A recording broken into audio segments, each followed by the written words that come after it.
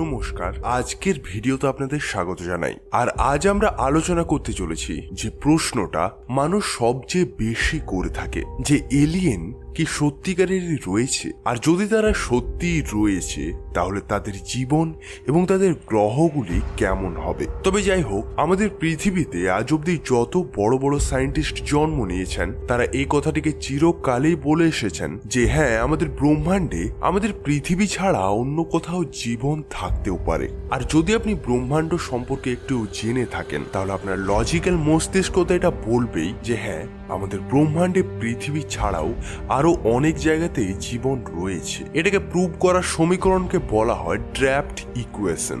এই ইকুয়েশনটি হচ্ছে একটা অ্যাস্ট্রোনমিক্যাল ইকুয়েশন, যেটাকে বিজ্ঞানীরা আমাদের ক্যালকুলেশন করে বলে যে আমাদের মিল্কি ওয়ে গ্যালাক্সিতে এমন কোটি কোটি জায়গা রয়েছে যেখানে জীবন থাকার সম্ভাবনা রয়েছে। আর যদি আমরা আউট অফ গ্যালাক্সির কথা বলি তাহলে সম্পূর্ণ ব্রহ্মাণ্ডে প্রায় শত শত কোটি কোটির চেয়েও বেশি এলিয়েনদের থাকার জায়গা থাকবে। অবশ্য যাই হোক, আমাদের পৃথিবী ছাড়াও আমাদের ব্রহ্মাণ্ডে অন্য কোনো জায়গায় জীবন থাকার সম্ভাবনা হচ্ছে 100% সত্যি। এবার আমাদেরকে এখন দেখতে হবে যে আমাদের ব্রহ্মাণ্ডে যদি অন্য কোনো গ্রহে জীবন থাকে তাহলে তাদের জীবনটি কেমন হবে। কিছু সমীকরণ এরকম বলে যে আমাদের ব্রহ্মাণ্ডে জীবন অবিকশিত বা অল্প বিকশিত অবস্থায় থাকবে, মানে আমাদের মানুষের তুলনায় কম বিকশিত জীব। আবার কিছু জায়গাতে অতি বিকশিত জীবও থাকতে পারে। হতে পারে সেই ধরনের জীব আমাদের গ্যালাক্সিতে কোনো দূরের প্রান্তে বসবাস করছে এখন। আর এরকমও হতে পারে যে সেই জীবগুলি আমাদের মানুষের মতো H2O বা জলের ওপর নির্ভরশীল না হয়ে হাইড্রোজেনের ওপর নির্ভরশীল।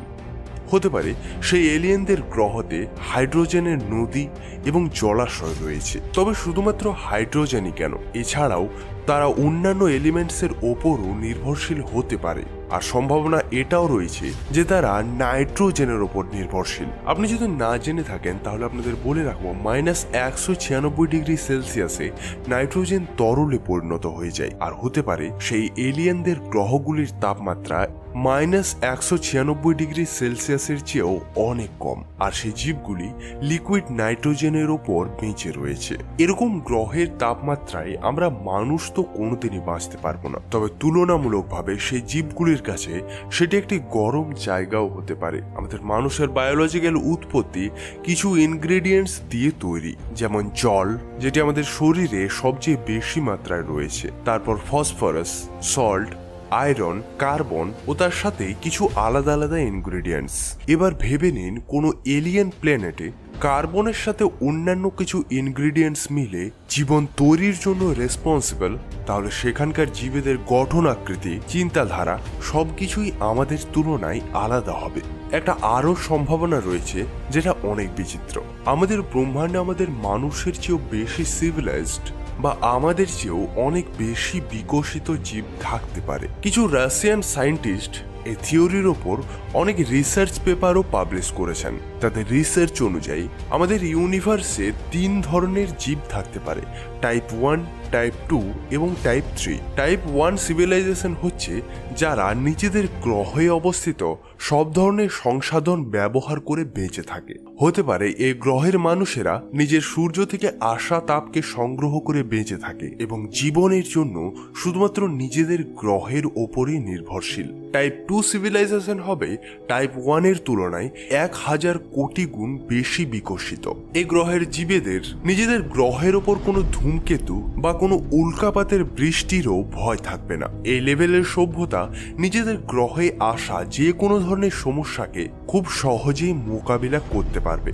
এই ধরনের সভ্যতা ওই স্থিতিকে প্রাপ্য করে নেয় যাদের আমাদের ব্রহ্মাণ্ডের কোনো শক্তি শেষ করতে পারবে না। টাইপ 3 অব্দি পৌঁছে যাওয়ার সভ্যতা টাইপ 2 এর তুলনায় আরো লক্ষ লক্ষ কোটি কোটি গুণ বেশি বিকশিত।